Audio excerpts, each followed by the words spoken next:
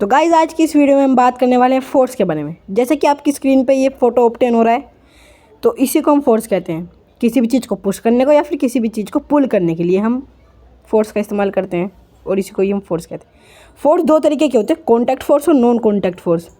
बाकी सब ये मस्कुलर फोर्स, फ्रिक्शन फोर्स है, मैग्नेटिक, इलेक्ट्रोस्टैटिक और ग्रेविटेशनल है, ये सब इसके एग्जाम्पल होते हैं। तो फ्रिक्शन फोर्स के बारे में जान लेते हैं। फ्रिक्शन फोर्स उस जगह एग्जिस्ट करती है जिस जगह कोई भी दो सरफेस कांटेक्ट में होते हैं, और जब कोई एक सरफेस उन दोनों में से दूसरे के ऊपर ट्रैवल कर रहा होता है। ट्रैवल का मतलब या तो वो उस पर रोल कर रहा हो या फिर उस पर स्लाइड कर रहा हो। उन दोनों जगह दोनों सरफेस के बीच में जो फोर्स एग्जिस्ट करती है वही फोर्स होती है फ्रिक्शन फोर्स। मैग्नेटिक फोर्स के बारे में देख लेते हैं। मैग्नेट के द्वारा लगाई जाने वाली फोर्स को हम मैग्नेटिक फोर्स बोलते हैं। जाहिर सी बात है, एज इज नेम सजेस्ट, जैसे इसका नाम बताते हैं। मस्कुलर फोर्स को देखते हैं।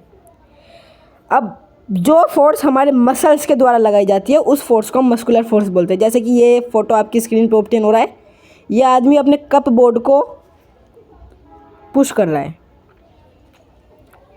इलेक्ट्रोस्टैटिक को जान लेते हैं। चलिए, जब कोई भी फोर्स किसी भी अनचार्ज बॉडी पे लगाई जाती है किसी भी चार्ज बॉडी के द्वारा, उस फोर्स को हम मैग्नेटिक फोर्स बोलते हैं। ग्रेविटेशनल फोर्स एक अट्रैक्शन की फोर्स है, और ये उन दो ऑब्जेक्ट्स के बीच में होती है जिनके पास होता है मास। जिनके पास मास नहीं, उसके पास ग्रेविटी